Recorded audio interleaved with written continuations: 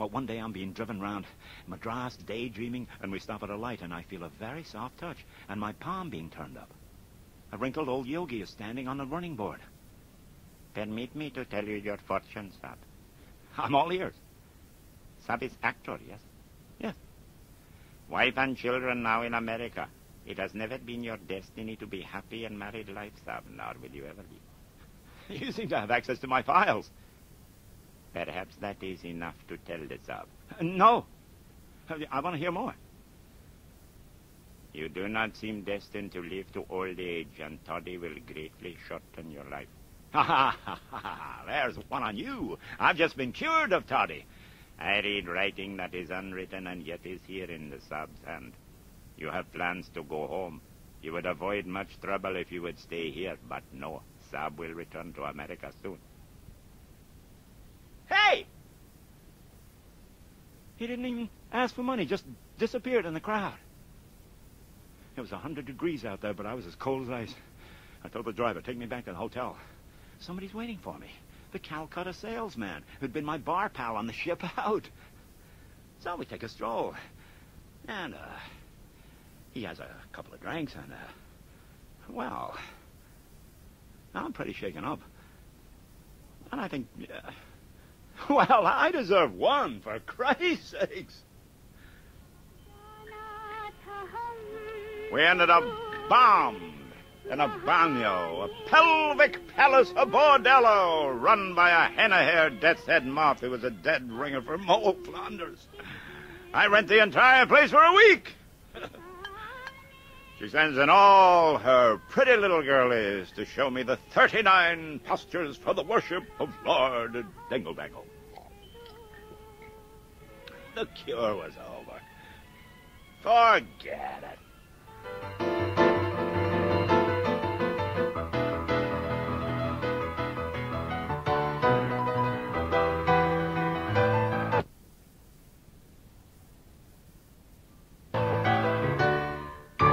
Okay, I'm back.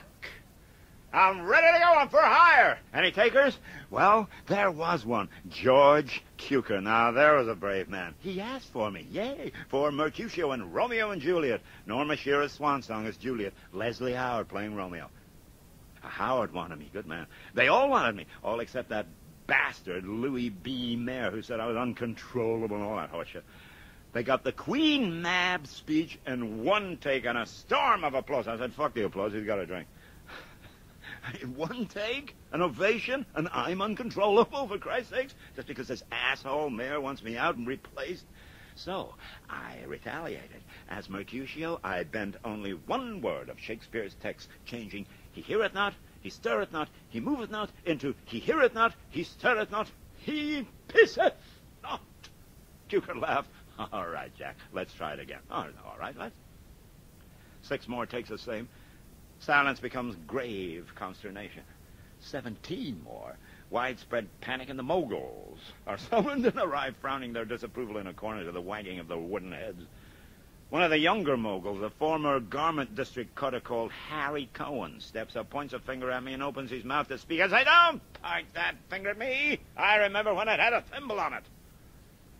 Irving Thalberg, a dear man, shuffled forward and begged me to speak the line as written. So I gave it. I mean, Shakespeare's text is better than yours, mine, or anybody else's who ever put pen to drama. But in this one instance, I still think he moveth not, is far outrun by he pisseth not. Don't you?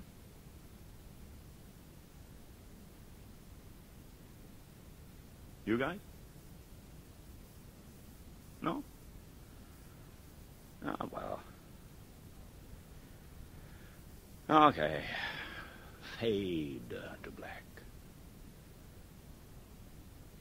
Ladies and gentlemen, it's the Seal Test Rudy Valley Show. And our guest star is Jack the Hack Barrymore. Let's try to get a little ham in here. Oh, sorry, a ham left.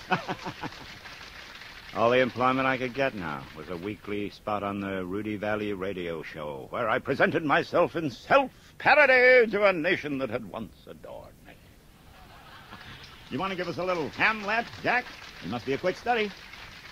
Ah, yes, back in my college days, gad, how I used to study. Late at night with nothing but a little alcohol lamp. It was a real friend to me, that little alcohol lamp. I'd scrape together my last few pennies and buy a gallon of alcohol, and we'd split it between us. Sometimes I could only afford half a gallon. Then I'd have to study in the dark. You could come by my room practically any time and find one of us lit. I have forgot how to be me. Misplaced a wondrous grace. Nothing runs faster downhill than a thoroughbred.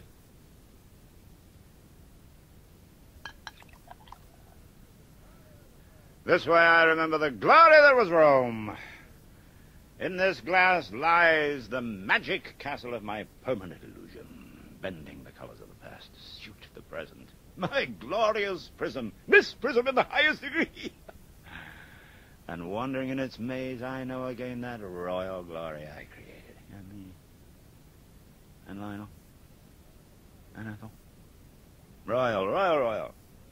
King Lear! Lear was royal. No tears. You think I'll weep? Oh, I'll not weep. I have full cause of weeping, but this heart shall break into 100,000 flaws, and I'll weep. Oh, fool, I shall go mad. Still, I seem to hear your laughter beguiling. Oh, God bless him. Yeah, what was the end of that? What care I for life without you by my side? Your arms are my paradise, for you and only you can fill my heart. Stop it. Yeah, you can't trust women. I bought them. Not with money, though they got that. In the end, they got it. But with sheer power, personality, blackmail. Only Winky really loved me, I think. I think so. Oh, yeah. You remember that doctor, gynecologist, Vrewink? I heard just a few days ago, Winky's married him. Yeah. See? You can't fool a Barrymore. My Winky. I see her yet. She, Michael, Catherine. Even faces I have rudely torn from frames, from walls. Oh, yes. Attempts to strip them out away from heart, from soul, whatever, but it's all horse shit. These glorious damned images remain staring you down. Their embers roasting little pieces of you into ash forever.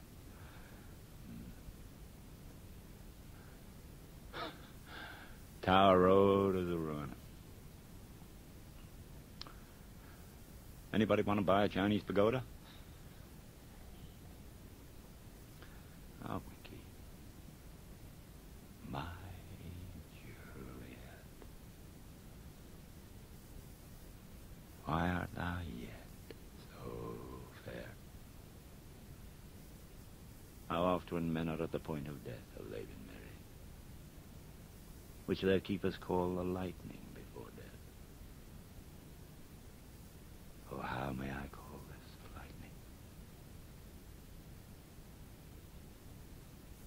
Oh, my love, my wife.